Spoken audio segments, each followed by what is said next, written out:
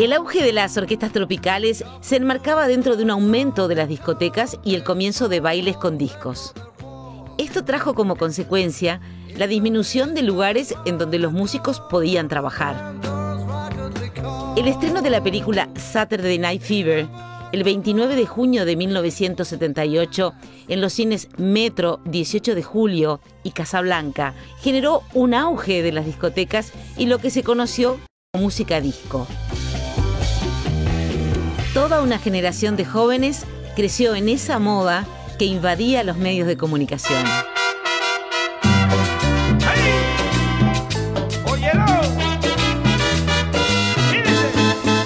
La movida tropical seguía en aumento a mediados de los 70. Cada vez eran más las orquestas, los bailes y los discos. Yo incursioné en los bailes ya prácticamente no solo como difusor, sino también como animador, porque también incursiono en la parte de animación y conducción de espectáculos bailables. Creo que estaba el Platense, estaba el Colón, allí en San Martín y Fomento, el Coven, en la calle Garibaldi, el Éuscaro, Quinta de Galicia con un baile tradicional casi familiar.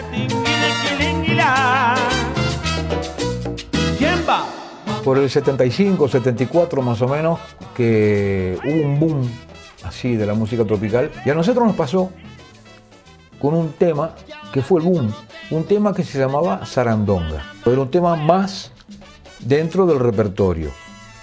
Hasta que un día, en un baile, concretamente en el Platense Patín Club, al que lo cantaba, al chileno Santiago Salas, se le ocurrió cambiar una palabra. La letra decía, originalmente, ¿no? Sarandonga y nos vamos a comer, sarandonga, un arroz con bacalao. El chileno sustituyó y nos vamos a comer por otra cosa.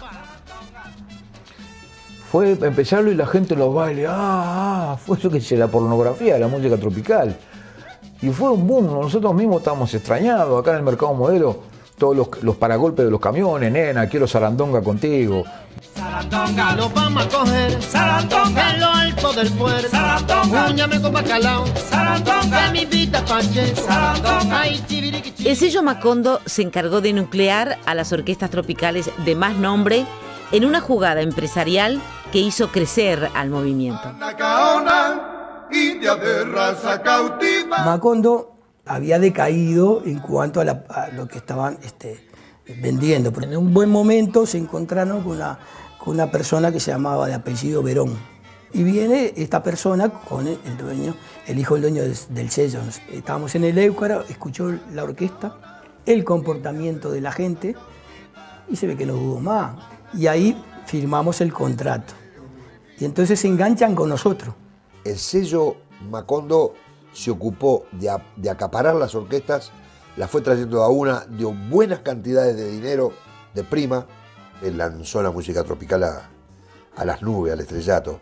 Fue una conjunción, era un sello cuyo fuerte era la música tropical, y entra una orquesta que justo el primer disco que graba, de 10 temas u 11 que tenía el disco, metimos 8 goles. Qué bonito que cantaba la palomita en su nido. En 1976, el sello Macondo se encarga de llevar a las orquestas principales al Teatro Solís. Fue la primera vez que la música tropical entraba al Solís. Para mí fue, yo qué sé, entré con una sensación, no te lo puedo describir, de temor, de respeto, te daba miedo hasta de pisar fuerte. La Florina estaba lleno, llenito el Teatro Solís, llenito de bote a bote. Uno de mis mejores recuerdos debe ser, propuestas que hacía el sello Macondo. Eran muy arriesgados en sus propuestas y se jugaban siempre. Y por sobre todas las cosas, los recuerdo muy bien a esta gente porque siempre pensaron en los intérpretes. Siempre los respetaron mucho como intérpretes. Uno de los temas recurrentes planteados es el prejuicio contra la música tropical. Había un montón de gente que no, que los Sudamérica, que los gronchos eso, que los atorrantes eso, bla, bla. Íbamos a tocar a un casamiento en el Carrasco Polo Club, estaba fenómeno. ¿Por qué? Porque están rodeados de su gente, de fulanita de tal y de menganita de tal, Entonces estaba fenómeno. Ahí ellos no eran gronchos, ni atorrantes, ni reo, ni música barata. Estaba fenómeno, bailaban de cabeza. ¿Qué pasa? Que me dijeran, bueno, mirá, lo que pasa es que de repente el ambiente en determinado baile no es el mejor, que digamos. Sí, eso te lo acepto.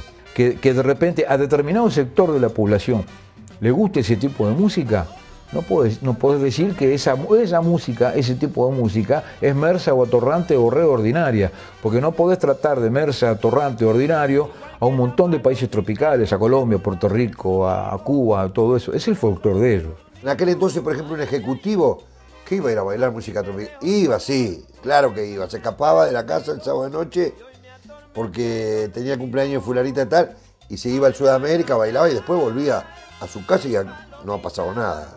Hay un extracto que todavía no lo acepta socialmente. Lo acepta en sus fiestas privadas, en el cumpleaños de la nena. Capaz que es un estigma. Yo soy ejecutivo, no soy trabajador. Yo no consumo lo que consumen los trabajadores, no consumo lo que consumen mis empleados. Pero me gusta. Interiormente hasta lo cantan.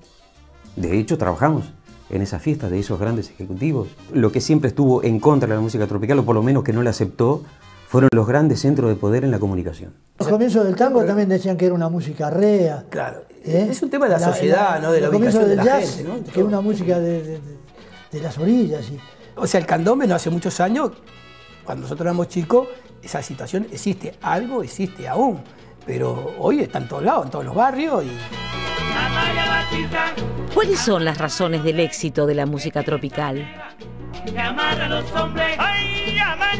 Lo importante es que eso se mantiene como fenómeno, tiene un público muy grande, y cuando la represión y la censura empiezan a ser más acentuadas respecto a la música popular en general, a esa música la dejan tranquila, porque no está atacando el sistema en sus letras y aparentemente no en su música. Eso creen los militares. Y por otra parte, el grueso de la tropa, que pertenecen a ese sector de población de recursos muy bajos, se siente muy identificada con el movimiento tropical. Mejora el poder adquisitivo de la tropa, de los soldados rasos y de los suboficiales. Y por primera vez en su vida, muchos de ellos logran comprar un tocadiscos. Yo siempre pienso como público, nunca pienso como músico o como director de orquesta, porque me van a gustar cosas mucho más sofisticadas que al público normal. Como por el batey nos sucedió que cuando el tema tuvo éxito, hacía como un año que lo estábamos tocando. Y ya, te digo sinceramente, más allá de que esto sea una grabación, nos tenía podrido el tema. Y de golpe y porrazo lo empezaron a pasar en esa audición y el tema se fue a las nubes. Dice que sabrosa está la rumba, por allá por el batey, cómo baila, cómo goza, oye los tambores, tengo ganas de bailar. Qué sabrosa está la rumba, por allá por el batey. Qué sabrosa está la rumba, por allá por el batey. Los grupos querían imponerse llamando la atención dentro de los parámetros que se impusieron en ese estilo. Estábamos en un casamiento y venía uno, che, muchachos, ¿no podrán tocar un poquito música brasilera? Sí, cómo no, y no faltaba alguno de los trompetistas que dijera si bemol y empezaba a tocar ta ta ra, ta ta ta ta, y ya se le prendía todo lo que está atrás. Y el pericón era por salir un poco de la rutina. Estábamos tocando en un baile en el Robin, veníamos tocando y de repente tran, tan, tan, tan, tan, taran, tarante, y hacíamos las relaciones y todo. De repente nos faltaba alguno del público que subiera a hacer una relación con nosotros. Una cosa novedosa. Lo que pasa es que cuando vos estás en el candelero, a la gente le viene bien cualquier cosa que haga. Por allá por el batey. Ese tema que se llamaba El Bonchón, que decía la gran fiesta. Entonces nos disfrazamos todos para simbolizar de alguna manera que era una gran fiesta. A partir de ahí, cada fin de año organizábamos, se abría la cortina o subíamos al escenario todos disfrazados, pero hacíamos para las fiestas. Y tocábamos y chiveábamos arriba del escenario y hacíamos subir al público y el público disfrutaba mucho con ese tipo de fiestas. ¿Cómo era la música tropical en tiempos de dictadura? Para que tú te diviertas. La música tropical en tiempos de dictadura lo único que hizo fue hacer bailar y nada más. No comprometido con el circo Paniagua, pero en definitiva estaban las orquestas instaladas, los bailes existían, y no había un compromiso ni político, ni ideológico, ni mucho menos con el régimen de turno, pero simplemente hacía bailar. Y no estaba identificada la música tropical uruguaya como un canto de resistencia, como un canto contestatario ni de protesta. Fue un mensaje complaciente para hacer bailar y nada más. A eso sí le agregamos que, como te decía anteriormente, que la mayoría de esas bandas estaban integradas por militares. O sea que también había un compromiso disciplinario. Ello no quiere decir que hubiesen estado amordazados, no. Soy militar, yo soy el arreglador, el director de la banda de la Fuerza Aérea, yo esto no lo voy a hacer, que de hecho en su conciencia lo diría, pero tampoco era el palo era hacer bailar. Armando Vía, el creador y director de Combo Camagüey, era arreglador de orquestas. Un buen día le ofrecieron el cargo de arreglador de la banda de la Marina, de la Armada. O sea, pasó a ser militar porque ostentaba, porque le dieron un cargo, pero él no era militar para nada, se limitaba a escribir los arreglos para la banda de la Marina, y lo que menos, Armando jamás en su vida se puso un uniforme. En aquel momento eran momentos difíciles, no podías hablar mucho, no se podía hablar mucho, había que ubicarse. Había algunos que guapeaban, bueno, allá ellos. Nos dedicamos al tema de lo que nos gustaba, que era la música, y nunca bueno, hubo que tenemos que discusiones trabajar. entre nosotros personales, tanto compañeros de Cienfuegos como de otras orquestas, jamás, jamás. Al contrario, nos daba bronca. Por ejemplo, mañana tengo guardia, tengo servicio, tenemos que ir a tocar con la banda a tal lado. Nada más que eso, después lo demás no había comentarios al margen. A veces sufro un poco vergüenza ajena cuando hago un análisis de cuál fue el comportamiento ideológico o intelectual o filosófico de nuestro movimiento con respecto a movimientos de gran peso como lo fue en este caso el canto de la resistencia. A veces el movimiento pecó de ignorante, de que no les importó un carajo y de que cada uno hizo la suya sin importarle lo que pasaba en el entorno. Vamos a hacer bailar a la gente y acá se termina la historia. El movimiento en sí no creo que tuviera una adhesión determinada. Obviamente había un juego en el sentido de que la dictadura no lo prohibía y los participantes de eso aprovechaban el hecho de que no eran prohibidos, pero no veo en eso nada especialmente condenable. No estaban haciendo algo diferente adaptándose a las circunstancias nuevas, estaban haciendo lo mismo que venían haciendo antes. Esto es importante dejarlo claro. Se estaba viviendo un momento re jodido, pero la gente que iba al baile iba a divertirse, no la podíamos envenenar. Después que la dictadura empezó a aflojar un poquito, empezaron a salir los conjuntos, los cantos de protesta. Pero de repente en algún lugar, en un sótano, subrepticiamente alguien cantaba canciones de protesta, pero no lo cantaban en los bailes porque iban todos presos. Entonces a nosotros nos criticaron que no nos comprometimos, que no cantamos letras de protesta. Pero bueno, porque no era el estilo nuestro, no le podías criticar a una orquesta típica que no cantara cantos de protesta, porque no era el estilo. No creo que la dictadura fomentara especialmente la música tropical. Y hay determinado público que se afina a ese tipo de música, que es una de las músicas más populares. La música tropical, con alguna excepción, pero muy rara. Nunca se metió con la... No, que va a ser un mundo aparte. De repente, una noche estábamos en el viejo Coven, en la calle Garibaldi, en el hogar húngaro. Y de repente entró toda la policía con el ejército y todas las fuerzas conjuntas que le llamaban. Y se metieron en el salón, la gente estaba bailando. Pare la orquesta. Tuvo que parar la orquesta y las mujeres para acá, los hombres para acá. Y la policía y todo en el medio. Y ahí elegían al azar. Usted, pedían documentos, llevaban al kilo, como se decía en aquel momento. No, se vivía, no escapaba nadie a eso. En el año 75 grabamos un tema que se llamaba Tío Caimán. La persona que me dio el disco a mí, el original, era el agregado comercial de la Embajada de Panamá. Esta es la protesta de Panamá contra los Estados Unidos por apropiarse del canal de Panamá, y me explicó paso a paso la letra. Tío Caimán era el tío Sam.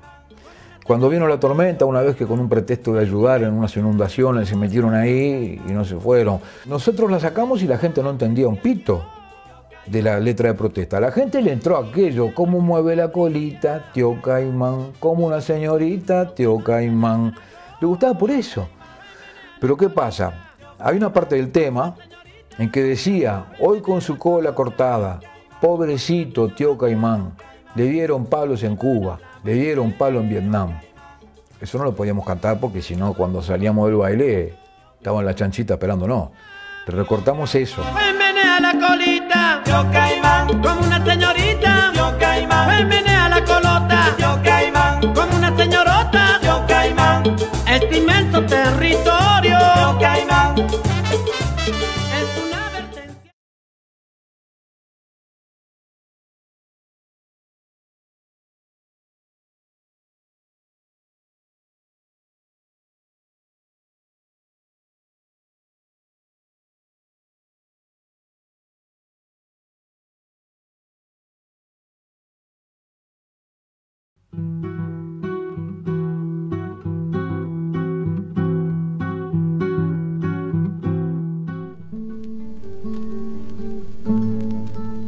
Comienzan a aparecer nuevos músicos, nuevos grupos, la nueva generación surgida en dictadura. Yo conozco el camino, yo morí en tus esquinas. Esta generación tuvo que sortear un gran obstáculo para poder expresarse: la censura. Canciones para no dormir la siesta fue el primer espectáculo en ser espiado por la Dirección General de Inteligencia y Enlace. Estoy hablando de 1975. Estábamos haciendo solo un espectáculo que, chao, se hacía y se terminaba. Nadie pensó que eso iba a transformarse después en un grupo. Y había dentro de las canciones ya ciertas señales para los grandes. Si usted tiene muchas ganas de chistar. Yo estaba dentro del Popular. El Popular fue invadido por los milicos, invadido y previo bombas de gases, tiros, bayoneta calada. Lo salvamos porque éramos muchos. Y bueno, ahí terminamos en el cilindro y yo ahí escribí una canción llamada Por Martín y Porque Sí.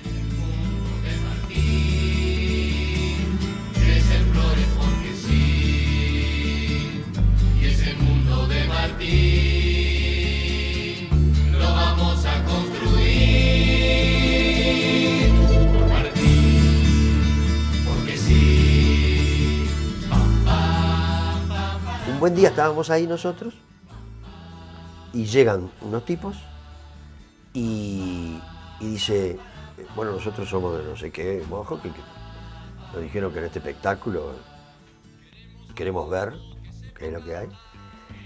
Y nosotros ni sabíamos que existía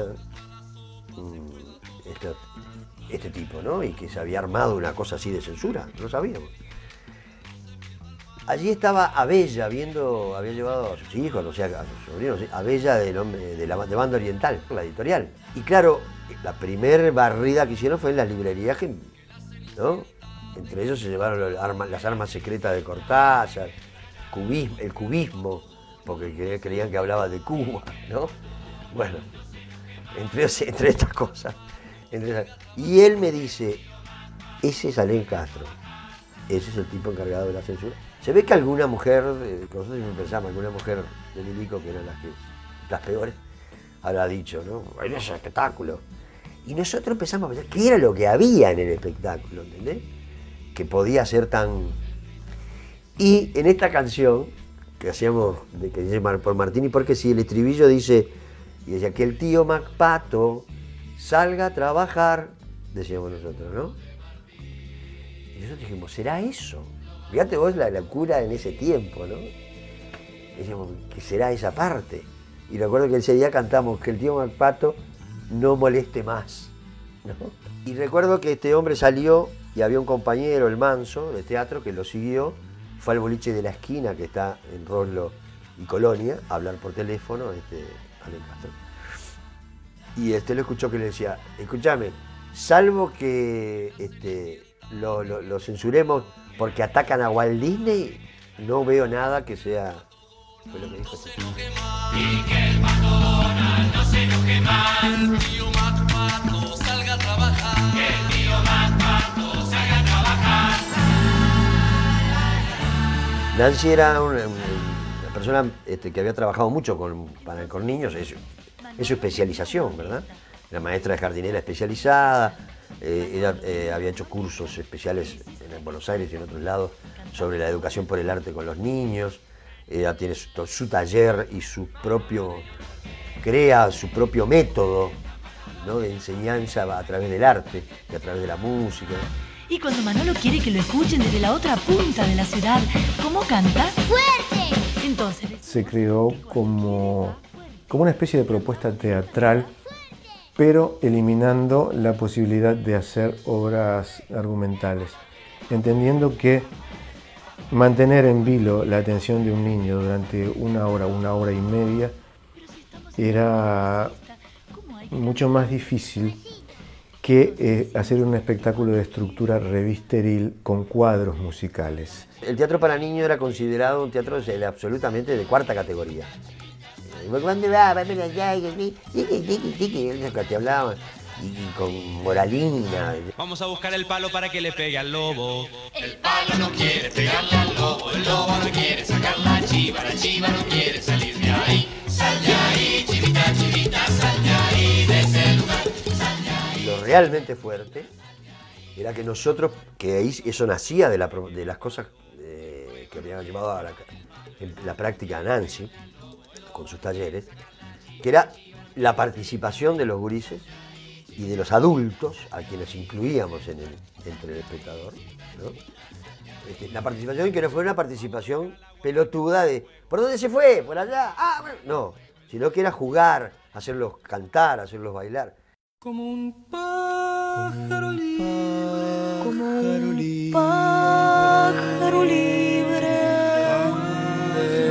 del libre vuelo. Cuando yo empecé a hacer música, yo ya sabía que tenía que llenar unas fichas y llevarlas a jefatura. Para mí eso era lo normal. Sabía que estaba mal y que era una locura. Pero de otra manera no podías existir, así que bueno, era eso. Porque siempre estaba la posibilidad de que no te dejan actuar, de que a última hora clausuraran el local o clausuraran o prohibieran a un músico o prohibieran a todo un grupo, o a nosotros, por ejemplo, a Rumbo, que nos prohibían 2 por 3 a 1 o 2 integrantes, entonces íbamos 4 a cantar. Y todas las veces tenemos que llevar las letras, todas las veces tocábamos, todos los días. Básicamente era un fichero, si vos tenías que poner todos los nombres, el nombre de cada integrante del grupo, la dirección, la cédula y después el repertorio, todo lo que todas las letras de lo que ibas a tocar. Dábamos unos mamotretos así de letras, todas escritas de continuo, donde metíamos canciones de los Beatles y canciones de lo que fuera, y por ahí metíamos nuestras canciones. Ya no vuela, papel picado.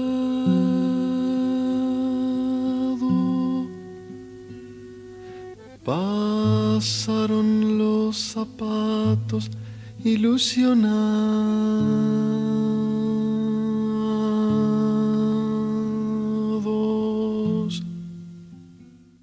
El servicio de inteligencia estaban estructurados de determinada manera y había un departamento que se encargaba de cultura y religión. Y había una figura visible ahí y que usaba un nombre falso y un documento falso. Es Allen Castro, había todo un departamento trabajando en eso. Y probablemente había colaboradores diversos en distintos lugares. La censura era una especie de zancadilla, de poner obstáculos. Por ejemplo, los grupos a veces sufrían la censura de uno de los integrantes. Generalmente cuando eso ocurría había una silla libre que era enfocada por alguna luz y la gente entendía. Parte importante de la historia del arte se trata de momentos en los que había que romper con las reglas dominantes. Este caso no fue la excepción, pero con el agregado que se podían estar jugando la vida. El lenguaje alternativo venía ya de antes, porque sabíamos que había frases o palabras que resultaban irritantes dentro de las canciones. A nadie se le hubiera ocurrido hacer una canción donde se mencionara la expresión el puño cerrado, por ejemplo, o rejas. Nos interesaba generar un lenguaje de alternativa que a su vez permitiera generar un público sensible. Ese era otro de los objetivos, la generación de un público sensible, que de alguna manera estuviera todo el tiempo con las antenitas paradas. El lenguaje artístico era tan simple como había cosas que no se podían mencionar, ¿no? Y ciertas canciones que no se podían hacer. Y de ahí que surge el No tengo palabra de Luis Trochón, que es un bolero de amor, ¿no? que le habla indirectamente a la censura y que pasó a la censura. No tengo palabras para decir lo que hoy siento, no es la emoción ni el pensamiento, es que no dejas, cariño, hablar, cariño, no me amenaces, termina con esta tortura, no te das cuenta que lo nuestro nunca existió, vuelve donde estabas con tu soledad. Y bueno, la cantaba y la gente, me acuerdo incluso porque yo estaba cuando la estrenó, creo, la gente empezaba a mirarse, empezaban a ver oleadas de algunos que hacían así como estás cantando una canción de amor, ¿no? Porque lo habitual era canciones con y otros que se morían de risa porque empezaban a pescar la cosa, ¿no?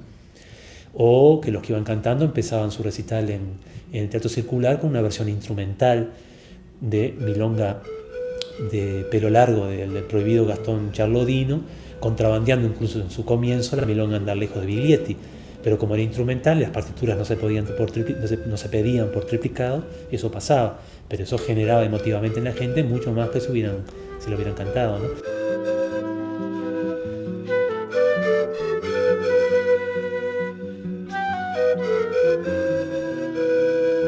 Ese tipo de cosas, cuando están bien hechas por el músico, funcionan musicalmente, es decir, tiene que funcionar como buena música, y quien vaya pescando lo otro, lo va pescando, y quien no lo pesca tiene que recibir el buen producto musical.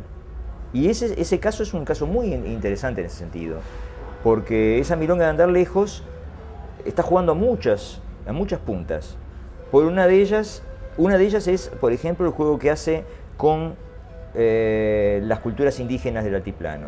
Pero además lo están haciendo de una forma muy impresionante, porque es una cosa que empieza del silencio, no tiene palabras, y termina en el silencio, y genera una comprensión inmediata del público de algo. Era una guiñada a ellos mismos y un juego de darse el gusto de hacerle pito catarán a la censura. Nosotros tuvimos la suerte de hacer espectáculos con actores, cosa que nos enriqueció mucho y nos dio otra posibilidad, ¿no? Por ejemplo, Yo quiero cantártelos era con la actriz Leonora Álvarez. Incluso había poetas que no podíamos poner en los programas, ¿no? Por ejemplo, Ernesto Cardenal le pusimos E. Cárdenas, y a Neruda, por ejemplo, lo llamábamos con su nombre original, que es Neftali Reyes. Como no lo sabían, bueno, incluíamos canciones en idioma gallego, que es otra faceta que yo hago, y las incluíamos, y como no se entendían, pasaban canciones. Tendrías que llegar como el verano, caer al fin del día como un premio, a cerrarme los ojos con tu mano.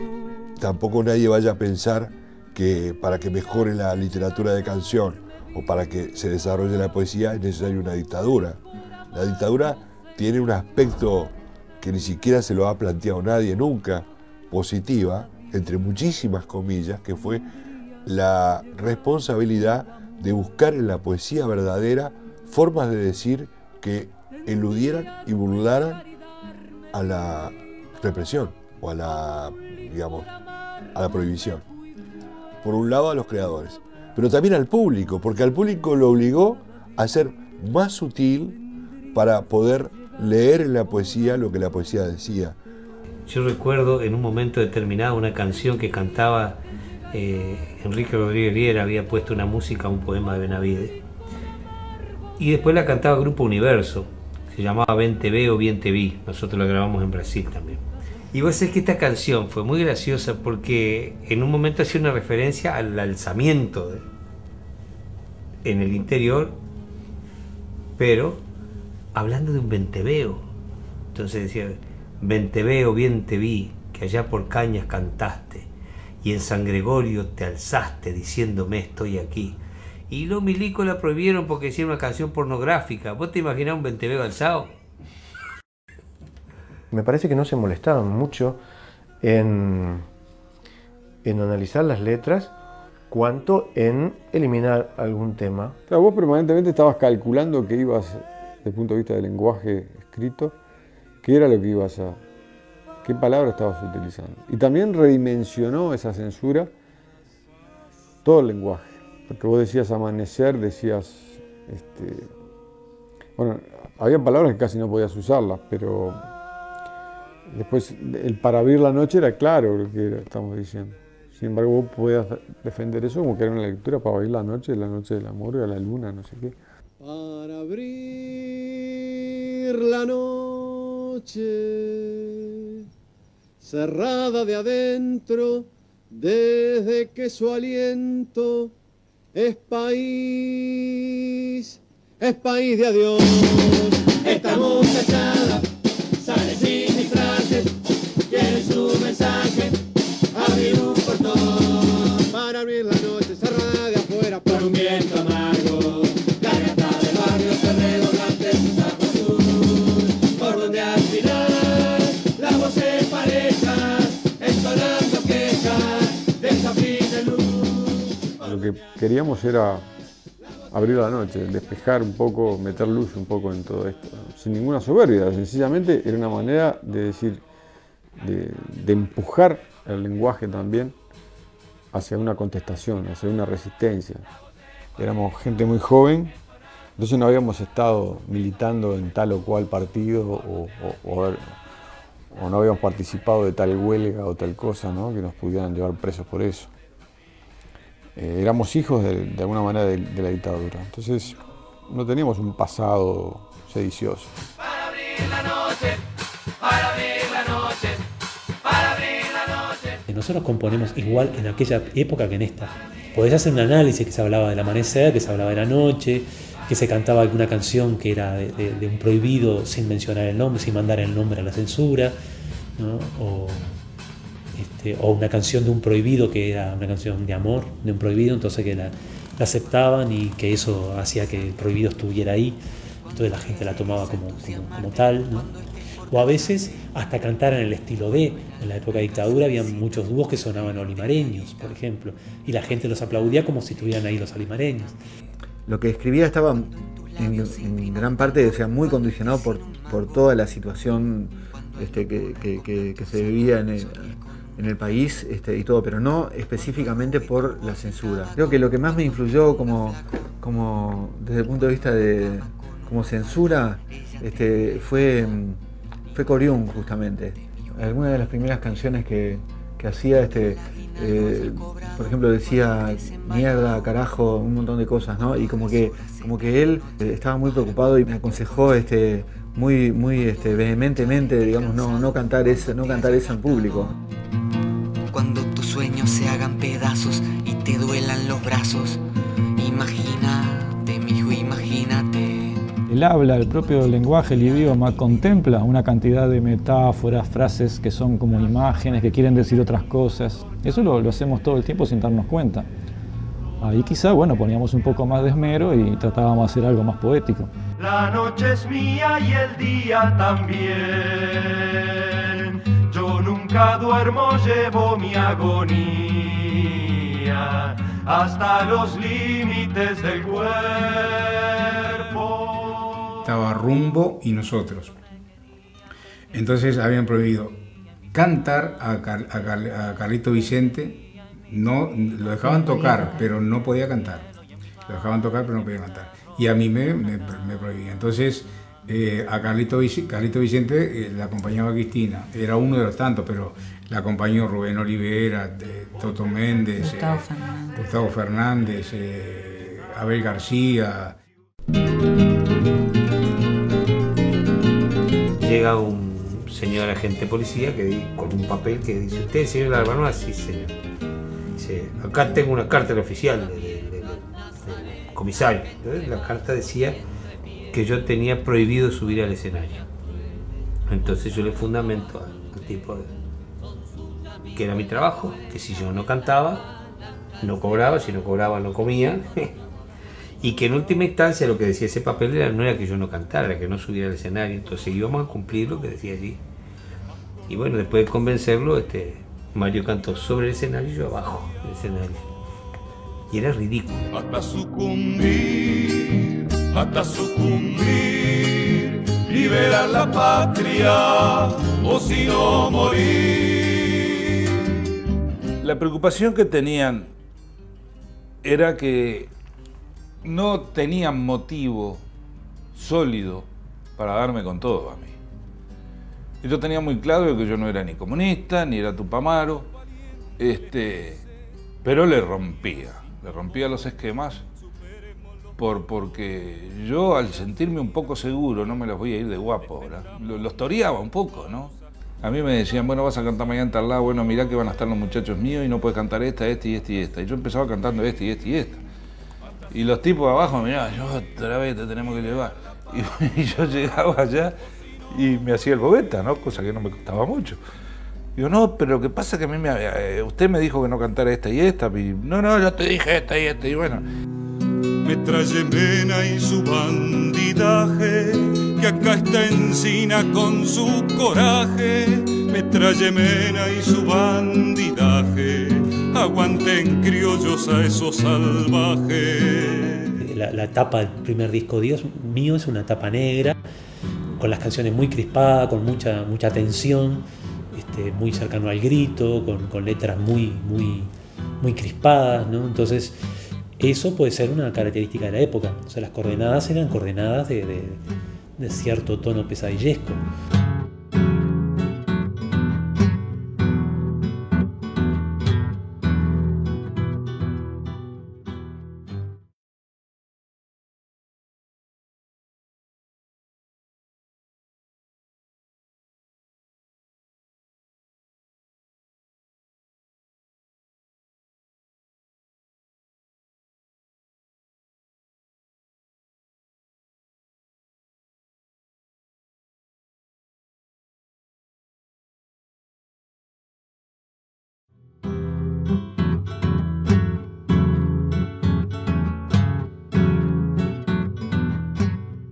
Siempre teníamos miedo, o sea, nunca sabíamos quién nos estaba mirando ni con qué objeto. Se empezaron a preocupar a dónde iba el dinero. Yo fui citado a Inteligencia de Enlace cuando habíamos promovido una gira de los que iban cantando por los barrios, entonces ellos querían saber a dónde iba el dinero.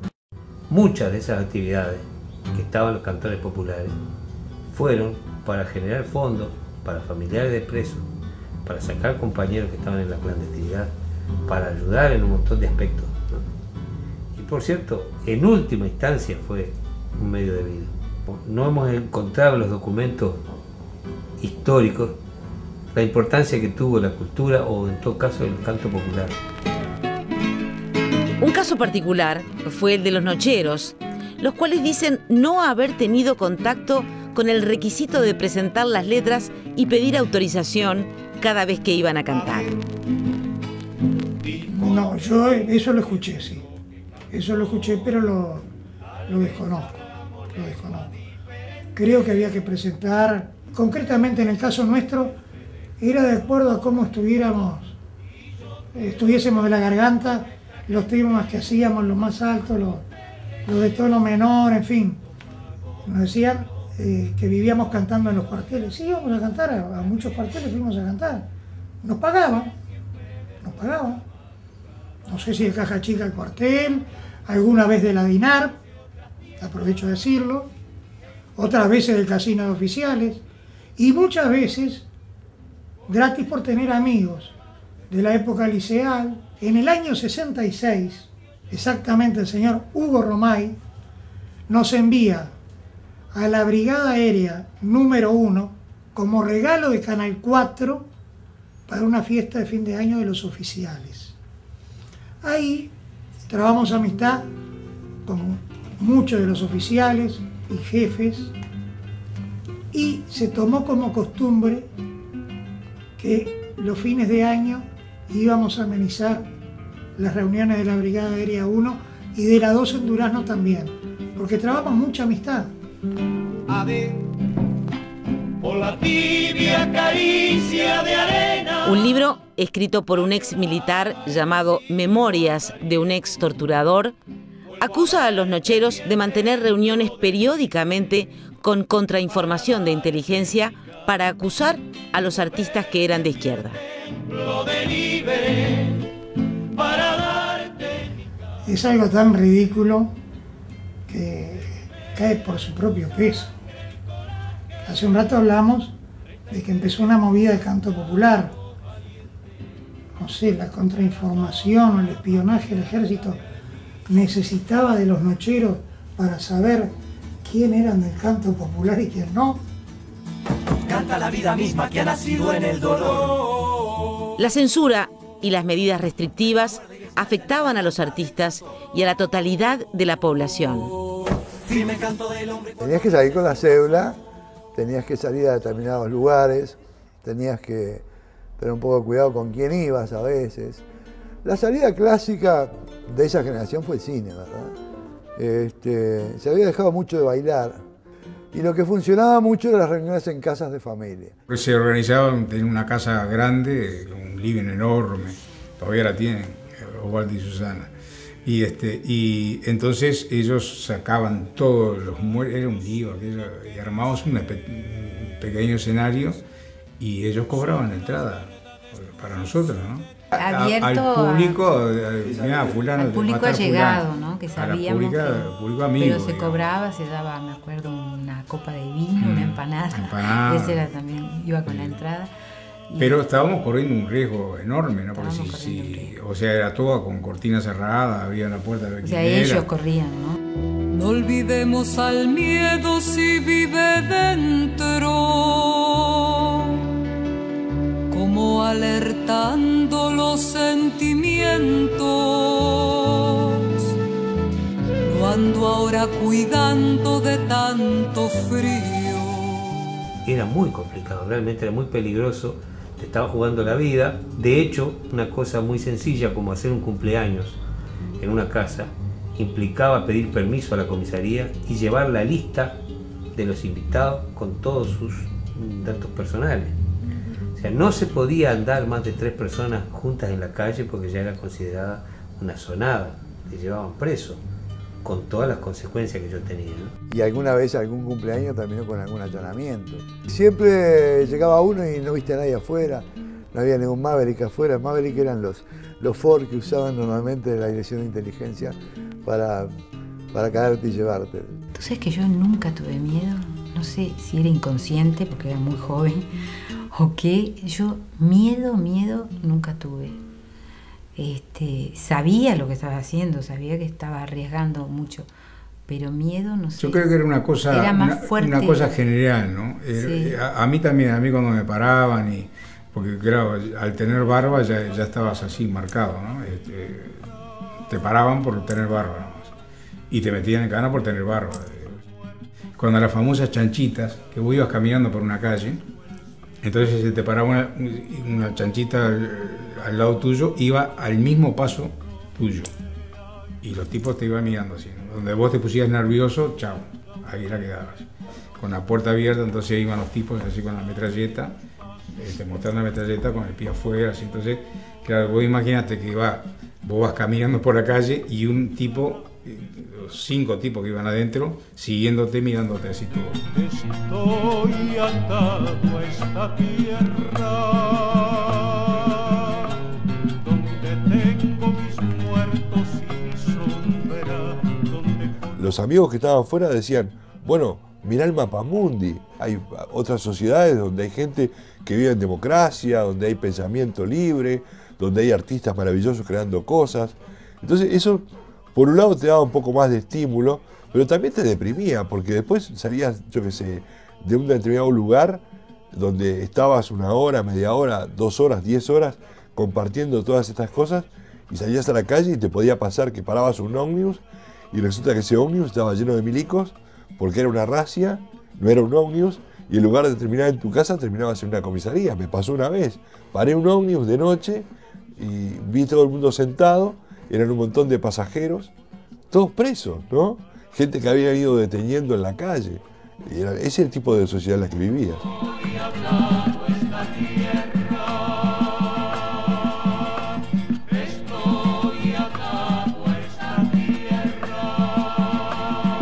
A pesar de que mucha gente quemó los discos, se escuchaba. Sí. Y sí, porque era un material peligroso tener en tu casa, así como quemaron todos los libritos rojos de Mao y todo los libros del Capital de Marx, todo eso se peló de las bibliotecas por miedo a los allanamientos y ese tipo de cosas. Pero mucha gente mantuvo, sobre todo el cassette siempre tuvo mayor anonimato.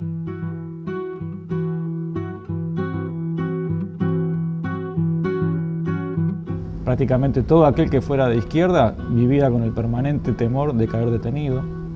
Solo no te olvides cuánta gente fue presa y fue torturada por la única razón de haber sido sindicalista o un militante estudiantil de su universidad, gente que no tenía ninguna acción guerrillera, ni mucho menos, ni nada que se le parezca, solo porque fuese o porque había sido afiliado a tal partido y después se comieron 5 o 6 años de cana. O sea que el miedo ese estaba presente todo el tiempo, a que te agarren una racia, que entren a tu casa, se vivía con miedo. Pero, y bueno, y muchas personas por supuesto la pasaron muy mal. Pero como yo también he dicho en otras ocasiones, cuando uno no tiene más remedio que vivir en una situación, por más dramática que esa situación sea, vivís igual. O sea, el ser humano es muy duro, y cuando hay convicciones e ideas, mucho más aún. También las prohibiciones tuvieron su efecto en los medios de comunicación. La primera cosa que hay es un listado, ¿verdad? Un listado que obliga a las radios a no mencionar ni difundir ningún tipo de información con respecto a personas como Villanueva Cose, Idea Vilariño, Mario Benedetti, Eduardo Galeano, Daniel Biglietti, Alfredo Citarrosa, Héctor Roma Moraes, Los Olimareños, una enorme cantidad de gente vinculada a la música popular de los años 60 y del folclore. Por supuesto no se podía nombrar Partido Comunista, Partido Socialista, Frente Amplio, Libre Sereñe, eso ya lo sabía uno, ¿no? Pero esta era una lista expresa. La policía requisó de las radios todo el material discográfico existente de estos artistas. Pero además las radios entraron en formas perversas de autocensura. Recuerdo en una radio al director de la radio marcando con un clavo los tracks de un vinilo donde aparecían artistas uruguayos que estaban en la lista de los prohibidos. De manera que había una censura muy clara. Las radios grababan permanentemente toda su emisión y tenían que enviar día a día todo lo que había salido al aire en programas de opinión. Había que grabarlo y mandarlo a un lugar que se llamaba Mesa de Radio, que dependía de la DINARP. Tenían la chance de reoír las cintas y con retroactividad sancionarte por algo que hubieras dicho. Había que tener muchísimo cuidado.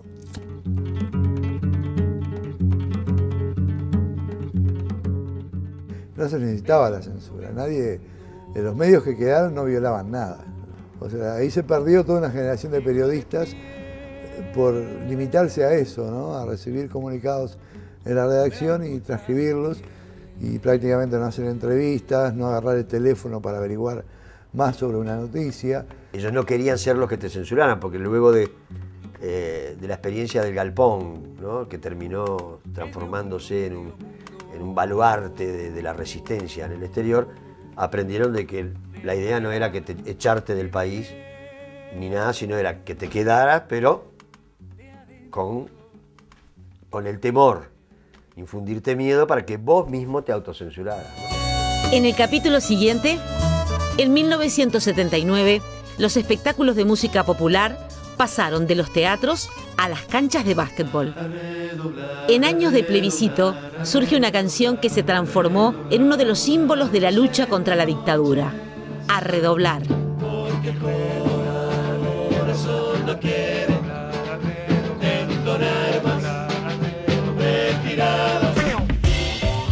Los hermanos Fattoruso y Rubén Rada vuelven al país con OPA.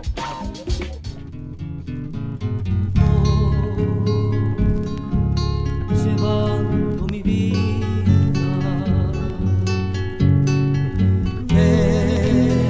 espaciosa espera, simiente plantada, seno de la tierra,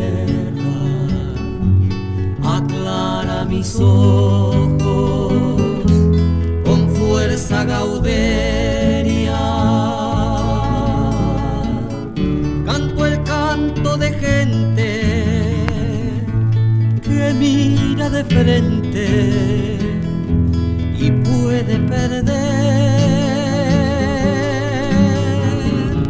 Canto el canto de gente que planta simiente y puede crecer.